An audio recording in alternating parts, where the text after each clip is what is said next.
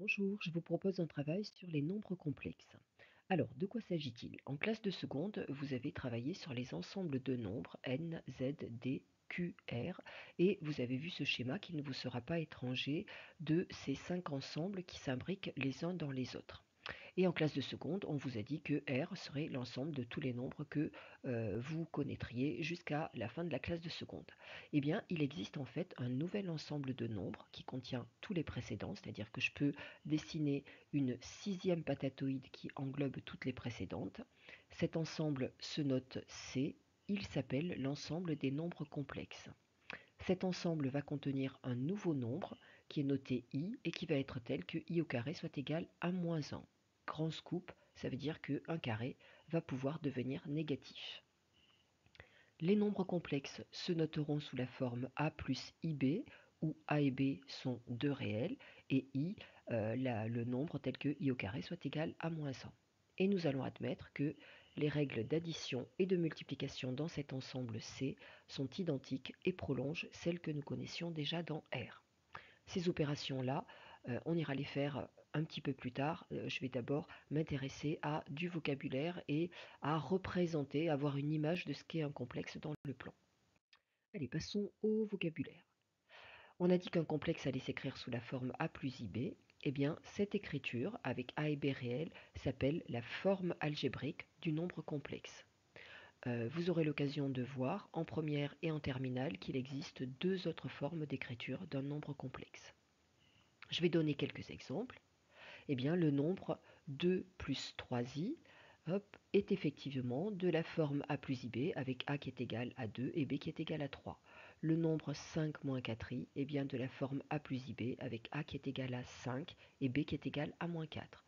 Le nombre moins 2i plus 7 qu'il faut remettre dans l'ordre entre guillemets, c'est-à-dire 7 moins 2i, est bien de la forme a plus ib avec a égale 7 et b égale moins 2. Le nombre 3i, qui s'écrit en fait aussi 0 plus 3i, est bien de la forme a plus ib, avec a qui est égal à 0 et b qui est égal à 3. On verra que ce nombre particulier porte un nom précis, on va le voir tout à l'heure. 5 peut s'écrire 5 plus 0i, c'est donc bien un nombre complexe avec a qui est égal à 5 et b qui est égal à 0. D'ailleurs, ce dernier exemple nous montre que les réels sont des complexes et donc que l'ensemble R est bien un ensemble qui est contenu dans l'ensemble C.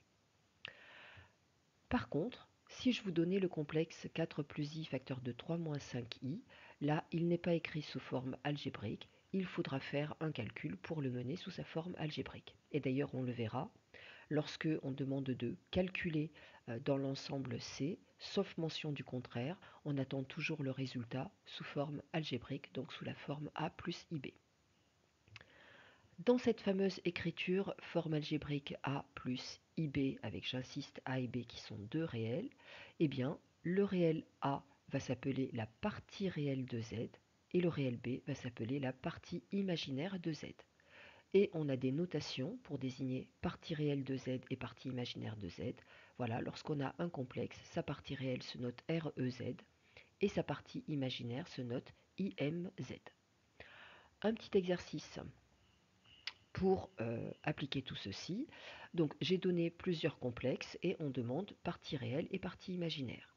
Donc la partie réelle de 5 plus 6i, donc la partie réelle de z est égale à 5 et la partie imaginaire de z, attention à ne pas commettre une faute qui est souvent commise, ce n'est pas 6 fois i, c'est juste 6, la partie imaginaire, c'est le réel qui est collé à i dans l'écriture a plus ib, mais ça ne contient pas le i.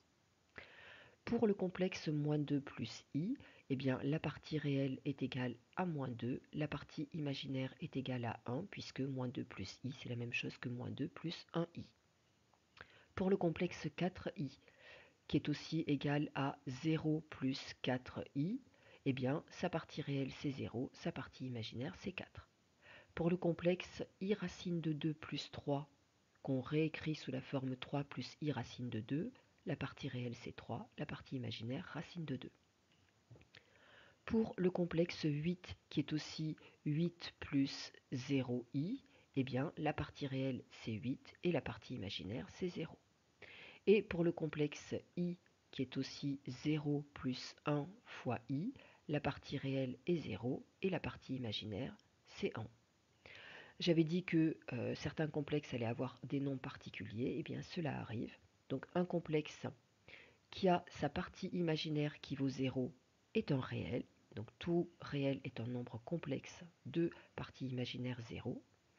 Et les complexes dont la partie réelle vaut 0, donc 4i, i, 3i tout à l'heure ici, là, eh bien ce sont des complexes qu'on va appeler des imaginaires purs. Voilà pour cette partie vocabulaire. Si je vais un petit peu trop vite, n'hésitez pas à mettre sur pause et à réécouter. Avant de faire des calculs, on va se donner une image dans le plan de ce qu'est un nombre complexe et là aussi travailler sur du vocabulaire. Donc dans tout ce qui suivra, le plan sera muni d'un repère orthonormé. Et en fait, un nombre complexe va se représenter dans le plan par un point et ce point-là, il aura des coordonnées très particulières qui vont être l'abscisse du point qui représentera le complexe, ça sera la partie réelle du complexe, et l'ordonnée de ce fameux point qui va représenter le complexe, ça sera la partie imaginaire de z. Un petit exemple. Donc par exemple, le complexe z1 égale 2 plus 3i, eh bien, il va se représenter par le point A, dont l'abscisse est la partie réelle du complexe, donc 2, et l'ordonnée est la partie imaginaire du complexe, donc 3. Le complexe z2 égale moins 1 plus i va se représenter par le point B, dont l'abscisse sera la partie réelle du complexe, l'ordonnée la partie imaginaire du complexe. Le complexe z3 égale 4i, qui est un imaginaire pur, va se représenter par le point C, dont l'abscisse est la partie réelle du complexe, donc 0, et l'ordonnée est la partie imaginaire du complexe, donc 4. Voilà pour ça. Et d'un point de vue vocabulaire, lorsqu'on a un complexe A plus IB, dans le plan, il va se représenter par le point de coordonnées AB, eh bien on dira que ce point est l'image du complexe. Donc c'est sa représentation, son image. Et le complexe lui-même, eh bien on ne va plus parler de coordonnées, mais on dira que le complexe est l'affixe du point M. Donc ça c'est du vocabulaire que vous devez connaître parce que vous allez souvent entendre parler d'image d'un complexe et d'affixe d'un point. Je donne une petite image visuelle. Donc lorsque vous avez un complexe, eh bien vous saurez déterminer sa partie réelle, vous saurez détecter sa partie imaginaire, et en fait, pour mettre en place l'image de ce complexe, il suffira de rejoindre par des parallèles aux axes ces parties réelles et parties imaginaires, et voilà votre image grand M du complexe Z. Et le complexe en est son affixe. Voilà pour ça. Un petit exercice, enfin deux petits exercices. Je vous conseille de mettre sur pause, d'aller les faire et de venir écouter la correction. Donc on donne un dessin avec plusieurs points qui sont placés et on demande de donner l'affixe de chacun de ces points. Et puis ensuite de placer des points dont on a donné les affixes. Donc l'affixe c'est du 2 en 1, en fait c'est ce qui regroupe sous forme d'un même nombre l'abscisse et l'ordonnée. L'abscisse c'est la partie réelle du complexe, l'ordonnée c'est la partie imaginaire du complexe. Donc l'affixe du point A qu'on va noter Z avec A en indice, eh bien le point A il a pour coordonnées 1, 3, donc son affixe c'est le complexe 1 plus 3i. Le complexe Z de B, affixe du point B. Le point B, il a pour coordonnées moins 4, 2. Et donc, son affixe, enfin l'affixe du point B, c'est moins 4 plus 2i. Et ainsi de suite. L'affixe du point C, c'est le réel 5. L'affixe du point D, c'est moins 2, moins i. Donc moins 2, moins 1i, qui donne moins 2, moins i. L'affixe du point E, est égal à moins 3i et l'affixe du point F est égal à i. Voilà, ici vous avez des imaginaires purs. D'ailleurs, l'axe des abscisses désormais pourra s'appeler aussi l'axe des réels. puisque effectivement c'est là où on a les images de nos complexes réels, et l'axe des ordonnées pourra s'appeler l'axe des imaginaires, et même des imaginaires purs, puisque c'est effectivement là qu'on trouve les images de tous nos imaginaires purs. On demandait ensuite de placer dans le dessin les images du complexe 5 plus 3i. Donc on sait que l'image de ce complexe, c'est le point dont les coordonnées sont partie réelle du complexe, partie imaginaire du complexe. Et donc il suffit de placer le point de coordonnées 5, 3. Même chose pour ZP, qu'on réécrit sous la forme 4 moins 2i. Voilà, et donc le point P, image du complexe ZP, il a pour coordonnées 4 et puis moins 2, donc c'est le point qui se trouve ici. Voilà l'image du complexe 4 moins 2i. ZR est égal à moins 2i, et voilà donc l'image R du complexe moins 2i. Voilà pour cet exercice. Un deuxième exercice. Cette fois-ci, donc, on demande de donner la forme algébrique de Z lorsqu'on a toute une série d'indications. Prenez le temps de lire, d'aller chercher, et vous venez écouter la correction après. Donc, première question, on sait que notre complexe Z, il est tel que sa partie réelle soit égale à moins 3, sa partie imaginaire soit égale à 1. Donc, hop, Z est égal à moins 3 plus 1i, donc moins 3 plus i. Deuxième question, Z est un imaginaire pur. On sait que imaginaire de Z est égal à 0, donc ça veut dire que Z est égal à 2i. Voilà ce qu'est un imaginaire pur. 2i, 3i, moins 7i, etc. Troisième question, on sait que la partie réelle c'est égal à la partie imaginaire, c'est égal à 4. On a donc un complexe qui est 4 plus 4i. Quatrième question, on sait que Z est un réel, que sa partie réelle est égale à 5. Donc voilà notre complexe Z. Cinquième question, on sait que Z est l'affixe du point M. Donc là, vous voyez, si vous ne connaissez pas ce vocabulaire, vous risquez de ne pas savoir quoi répondre. Donc l'affixe d'un point, c'est le complexe qui prend pour partie réelle l'abscisse du point et pour partie imaginaire l'ordonnée du point. Donc 2 moins 1i, ce qui nous donne 2 moins i.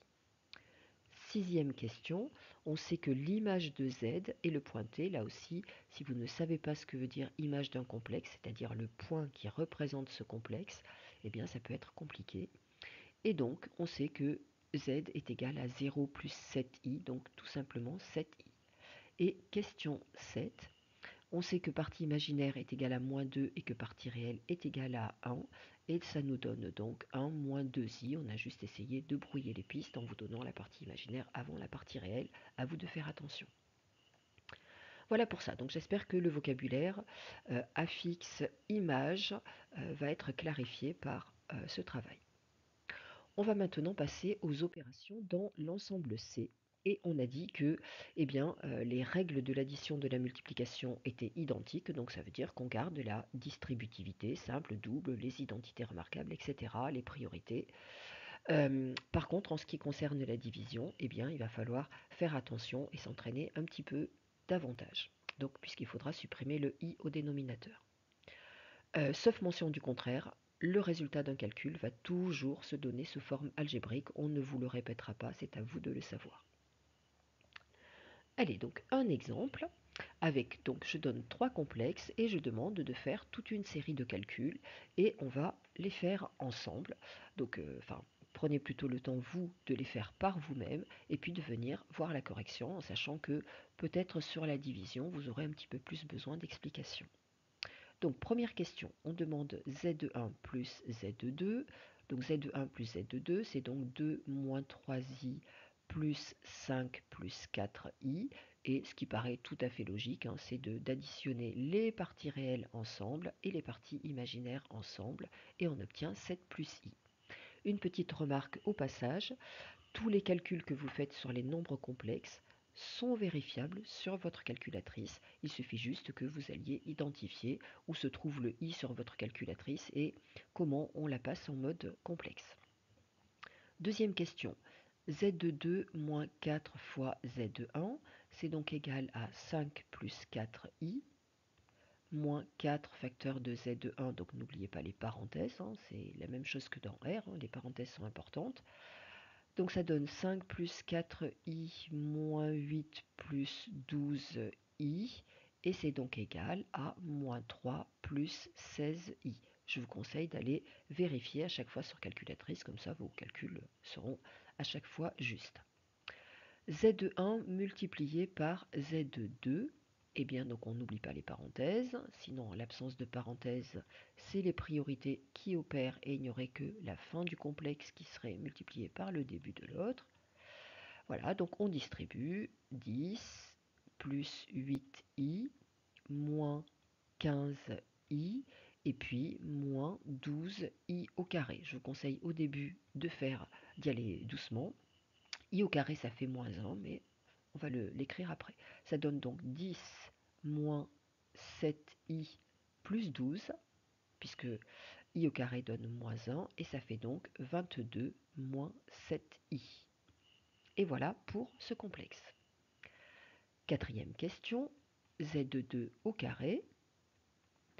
Donc c'est égal à 5 plus 4i au carré, c'est une identité remarquable, a plus b au carré, donc a carré 25, plus 2ab, 5 fois 4 ça fait 20, 20 fois 2 ça fait 40i, et plus b au carré, donc attention, le b au carré c'est l'intégralité de 4i qu'on met au carré, donc le carré s'applique et sur le 4 et sur le i puisque c'est 4i fois 4i, et ce qui donne donc plus 16i au carré.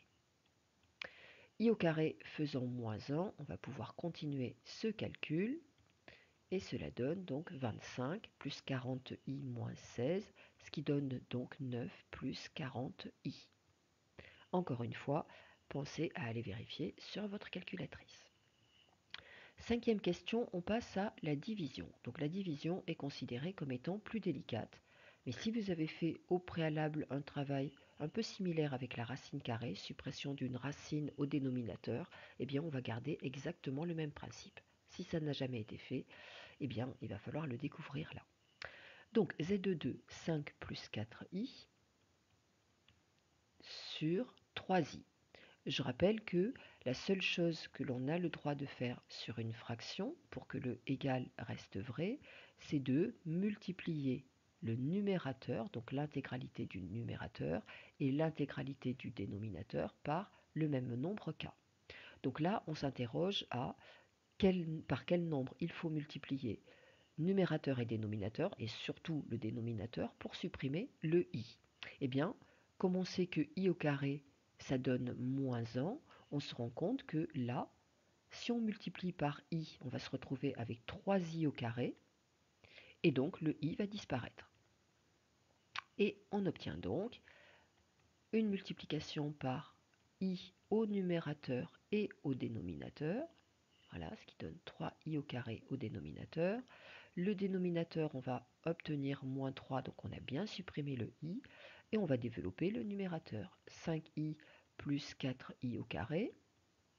Je rappelle que 4i au carré, cela va donner moins 4 sur moins 3.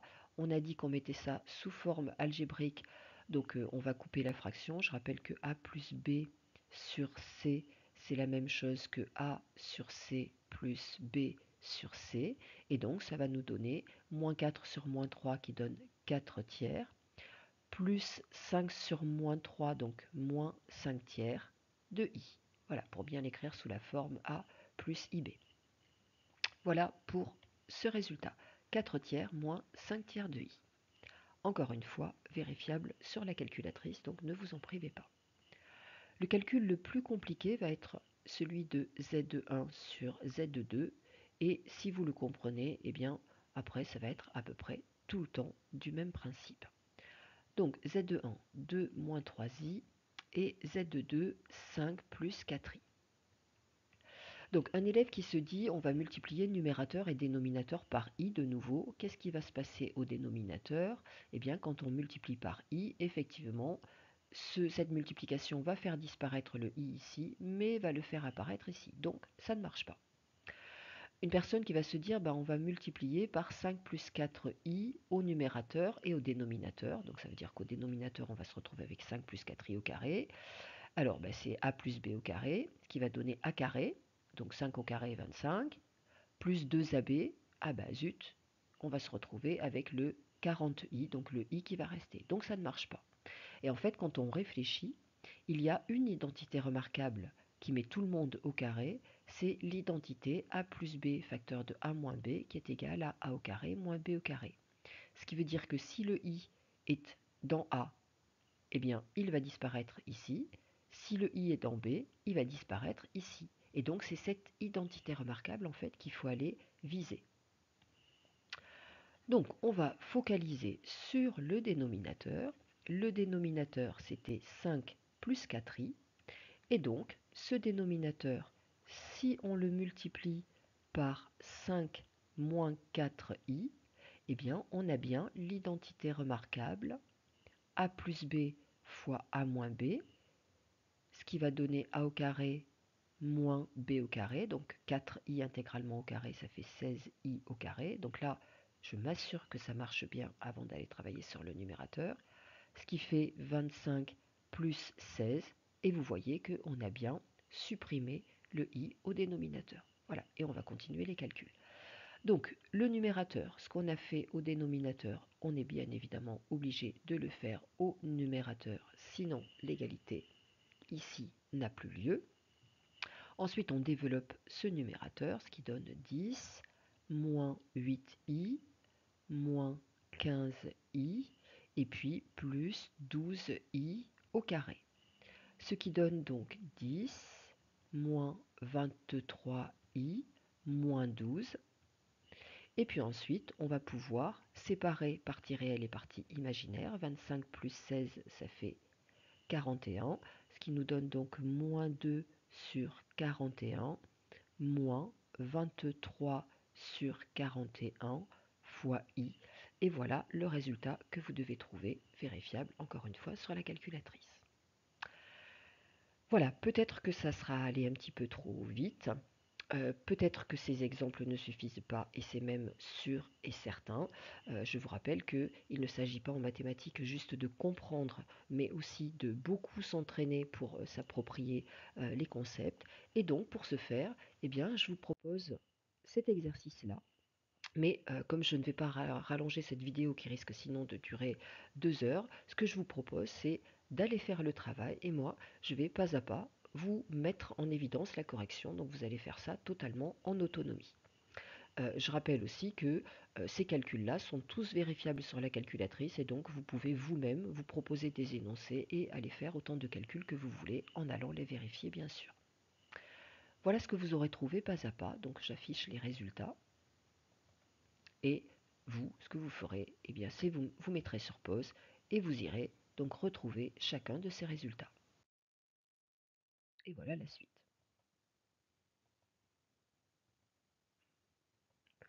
Voilà, donc ici vous aurez fait 11 nouveaux calculs.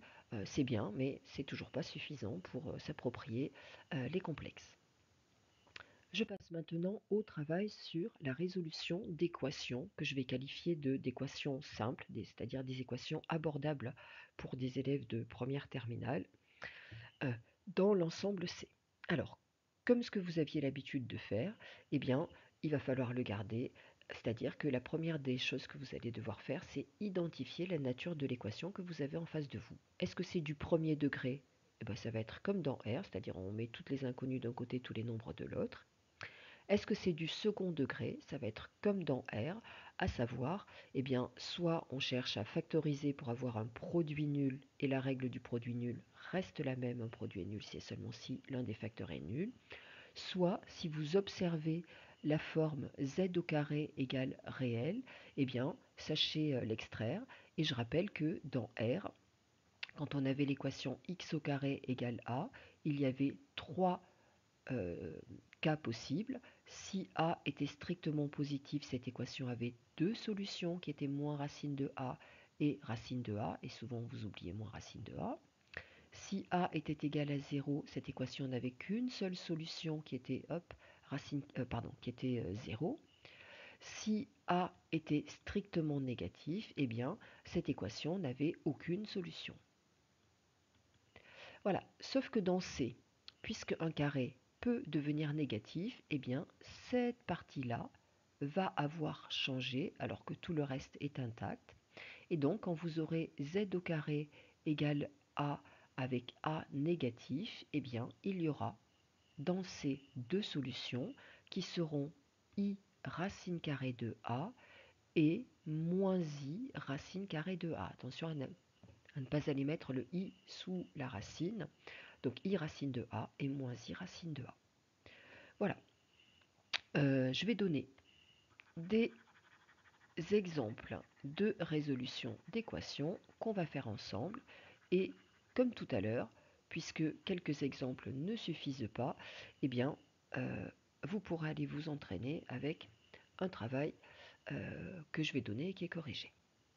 Voilà les équations que je propose de résoudre. Donc, première équation, mettez sur pause, faites-la par vous-même si vous vous sentez à l'aise, et sinon, venez écouter et vous vous entraînerez tout à l'heure. Donc, première équation, la voici, c'est une équation du premier degré. Puisque c'est une équation du premier degré, eh bien, on met tous les z du même côté, ce qui va donner moins 3z, tous les nombres de l'autre, moins 4, moins 3i, et ensuite on isole z en divisant par moins 3, ce qui fait moins 4, moins 3i divisé par moins 3. Je rappelle qu'on doit mettre sous forme algébrique, ce qui va donner 4 tiers plus i. Et on n'oublie pas de conclure ensemble des solutions 4 tiers plus i. Et voilà notre résolution qui est terminée. Deuxième équation, 3iz moins 2 est égal à 4z plus 5i. C'est aussi une équation du premier degré. Donc je mets tous les z du même côté. 3iz moins 4z égale 2 plus 5i. Voilà, là peut-être certains d'entre vous se demanderont qu'est-ce qu'on fait de ça. Eh bien, qu'est-ce qu'on fait de ça? On va factoriser par z. Z, facteur de 3i moins 4, est égal à 2 plus 5i. Et ensuite, on isole z. Z est égal à 2 plus 5i. Et au lieu d'écrire 3i moins 4, je vais écrire moins 4 plus 3i, pour bien le mettre sous la forme a plus ib. Enfin, ça n'a pas vraiment d'importance.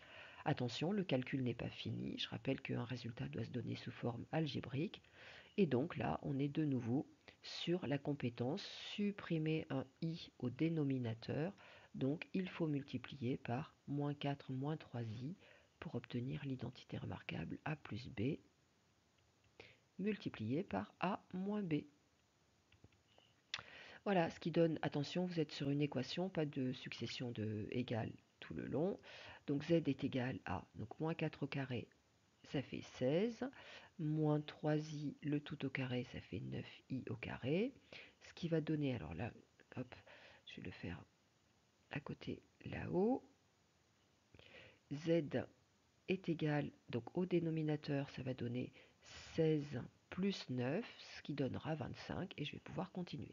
Au numérateur, moins 8, moins 6i, moins 20i,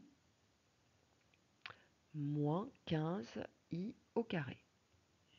Ce qui donne donc moins 8, moins 26i, plus 15.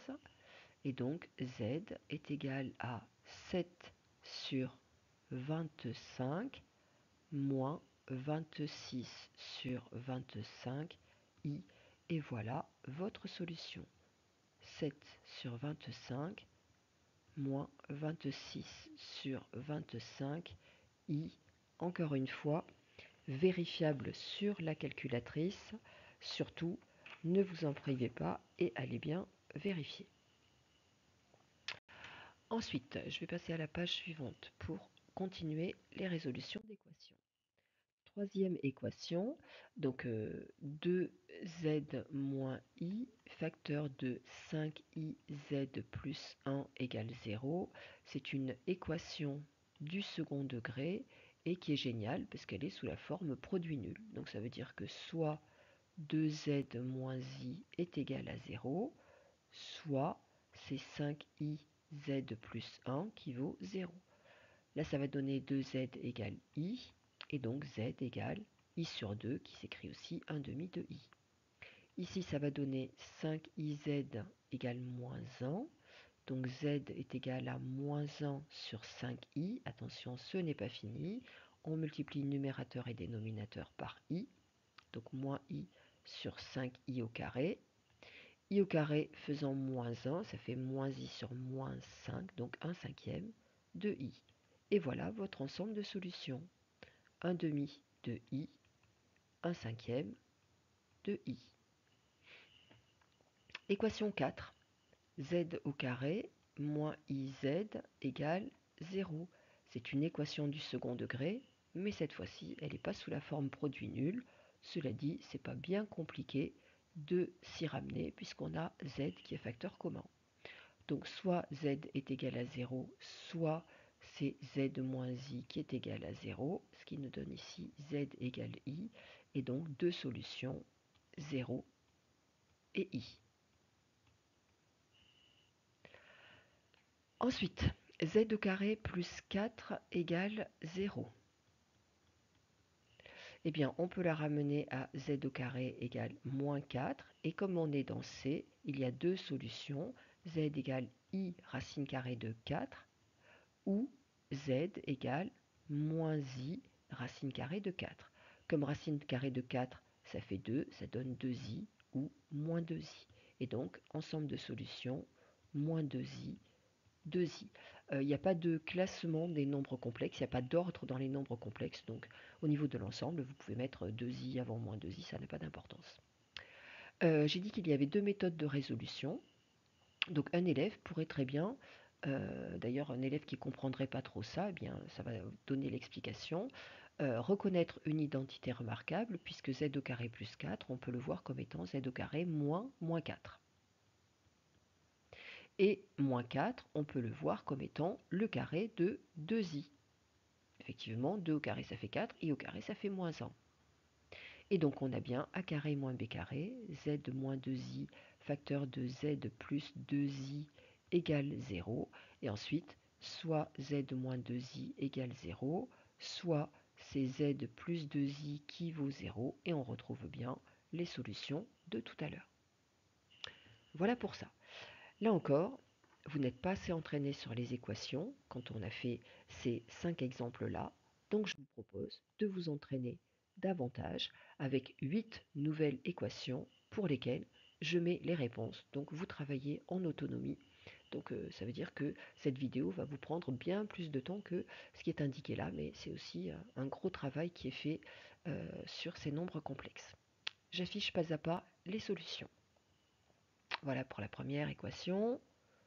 Deuxième, troisième, quatrième équation, cinquième, sixième, septième, huitième équation. Voilà. Donc vous aurez bien évidemment pris le temps de faire tout ça. Allez, il nous reste deux paragraphes. La notion de conjugué d'un nombre complexe, donc une définition. Qu'est-ce que c'est que le conjugué d'un nombre complexe? Eh bien, ça ne s'invente pas, donc il va falloir l'apprendre. Soit z un nombre complexe, on appelle conjugué de z le nombre qu'on va noter z avec une barre au-dessus, ce qui est d'ailleurs lu z bar ou conjugué de z. Et c'est un nombre qui va être tel que sa partie réelle est exactement la même que celle de z. Et par contre, sa partie imaginaire est l'opposé de celle de z. Attention à ne pas confondre inverse et opposé. L'opposé de 2, c'est moins 2, alors que l'inverse de 2, c'est 1 demi. Ce qui veut donc dire que si z est égal à a plus ib, alors z bar, vous l'aurez compris, c'est a moins ib. Voilà ce qu'est le conjugué d'un complexe. Un exemple, j'ai donné 1, 2, 3, 4, 5 complexes et je demande de donner leur conjugué. Donc z égale 2 plus 3i, eh bien son conjugué c'est 2 moins 3i. D'ailleurs je pourrais écrire en fait ça de cette façon-là, 2 plus 3i avec une grande barre dessus. Voilà, et c'est donc 2 moins 3i. Ensuite le conjugué de 5 moins i, c'est donc 5 plus i. Le conjugué de 4i, c'est moins 4i. Le conjugué de 5i moins 3, donc 5i moins 3, on va le réécrire en moins 3 plus 5i pour ne pas se tromper, et son conjugué, donc même partie réelle moins 3, partie imaginaire opposée, moins 3 moins 5i. Si z est égal à 2, donc 2 plus 0i, son conjugué c'est 2 moins 0i, donc ça reste 2. Donc un réel est égal à son conjugué. D'un point de vue graphique, commençons l'image d'un complexe Z et de son conjugué. Eh bien, on va le voir sur un dessin. Donc, je considère un complexe dont je connais la partie réelle et la partie imaginaire. Donc, Z est égal à A plus IB avec A et B réels. Donc, j'ai donc son image qui va être ici. Donc ici, j'ai le point M dont la fixe est A plus IB. On sait que le conjugué, c'est donc A moins IB. Ça veut donc dire que l'abscisse de l'image de z bar va être la même, et par contre, l'ordonnée va être l'opposé. Et vous obtenez donc l'image de votre complexe z bar, ici, je vais mettre M', qui est le point d'affixe A moins IB. Voilà, et donc ces deux points-là, quand on observe comment ils sont, eh bien ce sont des points qui sont symétriques par rapport à l'axe des abscisses. Symétriques par rapport à l'axe des abscisses, qu'on appelle aussi, je rappelle, l'axe des réels, à l'axe des abscisses. Voilà, ça vous le retrouverez assez aisément. Ce conjugué possède des propriétés algébriques et il est facile de démontrer que le conjugué d'une somme est égal à la somme des conjugués. Je démontre ça rapidement. Si z est égal à A plus IB, si z' est égal à A' plus IB', eh bien quand vous faites z plus z', ça donne A plus A', plus IB plus IB', donc on va factoriser par IB plus B'. Quand on prend le conjugué de z plus z', eh bien cela donne A plus A', donc même partie réelle et partie imaginaire opposée, moins I facteur de B plus B'. Si je faisais z bar plus z' bar, donc z bar c'est A moins IB, z' A' moins IB', eh bien je retrouve bien A plus A' moins I facteur de B plus B'. Et donc c'est ce que je venais de dire, que le conjugué d'une somme c'est égal à la somme des deux conjugués. Ce qui veut donc dire que si vous devez calculer z plus z' bar, eh bien vous aurez deux possibilités. Soit vous calculez d'abord z plus z' et ensuite vous prenez le conjugué, soit vous calculez le conjugué de z et vous y ajoutez le conjugué de z'. Voilà pour ça. De la même façon, eh bien, le conjugué d'un produit, d'un quotient, etc. va se comporter de la même façon, à savoir le conjugué d'un produit est égal au produit des conjugués, ce qui veut dire que z fois z' bar, c'est z bar fois z' bar. Le conjugué d'une puissance, c'est la puissance du conjugué, voilà ce que ça veut dire. Le conjugué d'un quotient, c'est égal au quotient des conjugués, voilà ce que cela signifie. Et le conjugué d'un inverse, c'est l'inverse du conjugué, parce que là, ça ferait 1 bar sur z bar, d'après la propriété précédente. Or, le conjugué de 1, c'est 1, et ça donne donc bien 1 sur z bar. Ce qui veut bien dire que le conjugué de l'inverse, c'est l'inverse du conjugué. Voilà, et on a une dernière propriété sur ce conjugué qui est la suivante. Z, hop, faut que j'efface pour qu'on la voit bien. Hop, tant pis, c'est pas grave. Donc le Z multiplié par Z bar, c'est le fameux A plus IB facteur de A moins IB, et c'est l'identité remarquable A au carré moins I au carré, enfin I fois B le tout au carré. Je vais réécrire ça correctement. Moins I fois B le tout au carré. Et ce qui donne donc A au carré moins i au carré fois b au carré, et comme i au carré fait moins 1, ça donne a au carré plus b au carré. C'est d'ailleurs comme ça qu'on a supprimé un i au dénominateur. Voilà, je demande un petit exemple, calculer de deux manières différentes le conjugué d'un produit. Alors, première façon, c'est je calcule ce produit, donc 2 moins 3i facteur de moins 4 plus i, qui est égal à moins 8 plus 2i, plus 12i, moins 3i au carré, ce qui fait donc moins 8 plus 14i, et puis 3i au carré, ça donne plus 3, et ce qui fait donc moins 5 plus 14 fois i. Et ensuite, une fois qu'on a calculé le produit, on fait le conjugué de ce produit, qui est donc égal à moins 5 moins 14i. Autre choix possible, se dire qu'on va calculer z1 bar fois z2 bar, puisque on a la propriété qui nous dit que le conjugué d'un produit est égal au produit des conjugués. C'est donc égal à 2 plus 3i facteur de moins 4 moins i. C'est peut-être plus direct de le faire comme ça. C'est donc égal à moins 8 moins 2i moins 12i moins 3i au carré, ce qui fait donc moins 8 moins 14i plus 3, et on retrouve bien notre moins 5 moins 14i qui avait été obtenu tout à l'heure. Voilà pour ça. Les dernières connaissances, les connaissances géométriques sur les complexes, et donc là je vais me limiter en connaissances géométriques à celles qui ont été vues en classe de seconde et que l'on va réécrire en version complexe. Donc au niveau du milieu d'un segment, en classe de seconde, vous avez vu que si K est le milieu du segment AB, eh bien l'abscisse de K se calcule en faisant la moyenne des deux abscisses et l'ordonnée de K se calcule en faisant la moyenne des deux ordonnées. Puisque un complexe a l'avantage de prendre en abscisse la partie réelle, en ordonnée,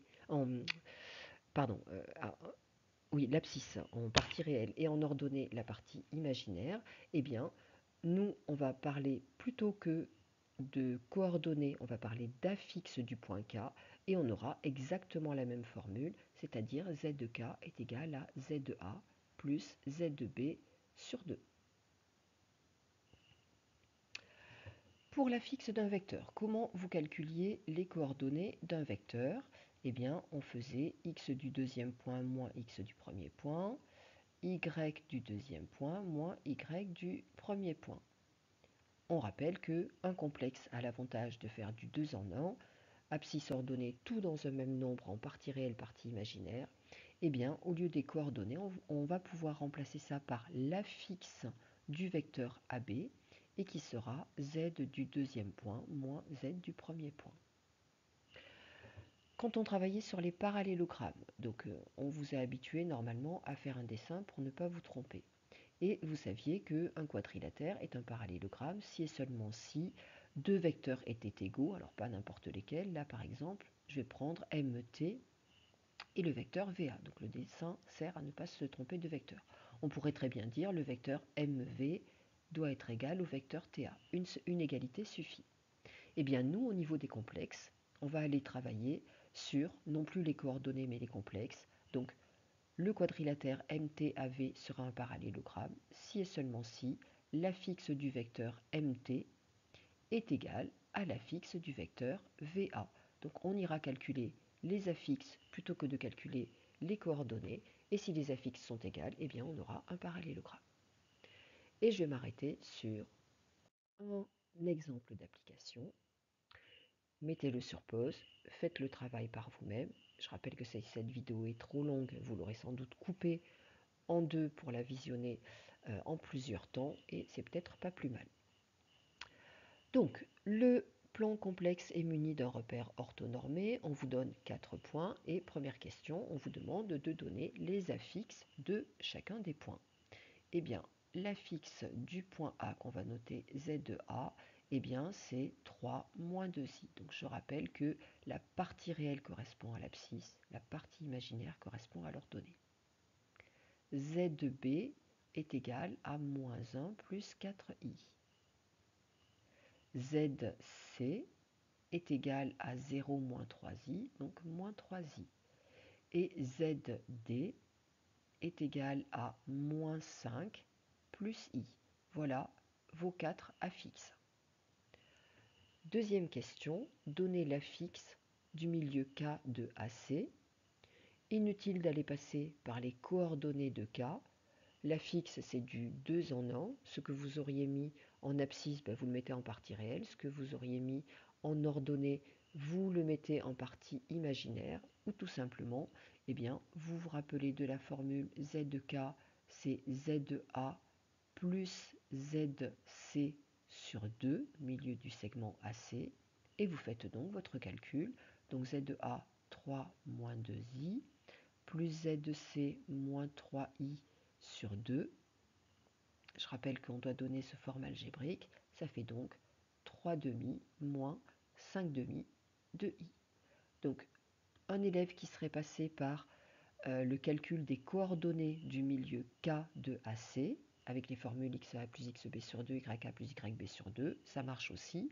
Il aurait trouvé pour coordonnées 3 demi moins 5 demi, et ensuite il donne l'affixe de ce point K, 3 demi moins 5 demi de i. Troisième question, calculer l'affixe du vecteur BC. Inutile de passer par les coordonnées du vecteur BC pour ensuite donner l'affixe. On a une propriété qui nous dit que l'affixe du vecteur BC, c'est ZC moins ZB. Attention à ne pas oublier les parenthèses. Donc moins 3i moins entre parenthèses moins 1 plus 4i. Ce qui donne donc moins 3i plus 1 moins 4i. Et ce qui donne donc 1 moins 7i. Voilà, et ce qui veut dire, si on travaillait sur les coordonnées, que le vecteur BC, il a pour coordonnées 1 et moins 7. Voilà ce qu'on est en train de dire quand on donne l'affixe et vice-versa. Question 4. On nous demande de démontrer que le quadrilatère ABCD n'est pas un parallélogramme. Donc hop, je vais dessiner ce qui serait un parallélogramme. Et il me suffit de démontrer que deux vecteurs ne sont pas égaux. Tiens, comme juste avant on a parlé du vecteur BC, eh bien je vais démontrer que les vecteurs AD et BC ne sont pas égaux. Parce que s'ils l'étaient, ça serait un parallélogramme. Et pour démontrer ça, eh bien il me suffit de calculer l'affixe du vecteur AD, l'affixe du vecteur BC, je l'ai déjà, et de montrer que ce n'est pas la même chose. Donc ça c'est ZD moins ZA, ce qui donne donc moins 5 plus I moins ZA, donc moins entre parenthèses 3, 3 moins 2I, 3 moins 2I, voilà, ce qui donne donc moins 5 plus I moins 3 plus 2I, et ce qui donne moins 8 plus 3i. Quand on avait ZBC, or ZBC, eh bien c'est égal à 1 moins 7i, donc ça veut dire que ZAD n'est pas égal à ZBC, et donc que le vecteur AD n'est pas égal au vecteur BC, et donc ABCD n'est pas un parallélogramme. N'est pas un parallélogramme. Voilà ce que j'écris en abrégé là, n'est pas un parallélogramme. Cinquième question, on vous demande les coordonnées du quatrième sommet d'un parallélogramme.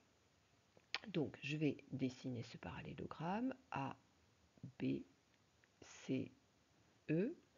On vous demande de chercher les coordonnées de E, enfin l'affixe du point E, pardon. Si on demandait les coordonnées, on passe par l'affixe et puis ensuite on donne les coordonnées. L'affixe du point E, de sorte que ce soit un parallélogramme. Donc il suffit de chercher E tel que le vecteur AE soit égal à BC. on aurait très bien pu choisir vecteur AB égale vecteur EC, mais comme on a déjà l'affixe du vecteur BC, autant s'en servir. Donc, ça veut dire que ZAE doit être égal à ZBC. Les complexes, c'est vraiment très performant parce que en fait, ça fait du 2 en 1. On bloque, enfin, on met les abscisses et les ordonnées dans un seul et même nombre. Donc ça, c'est génial.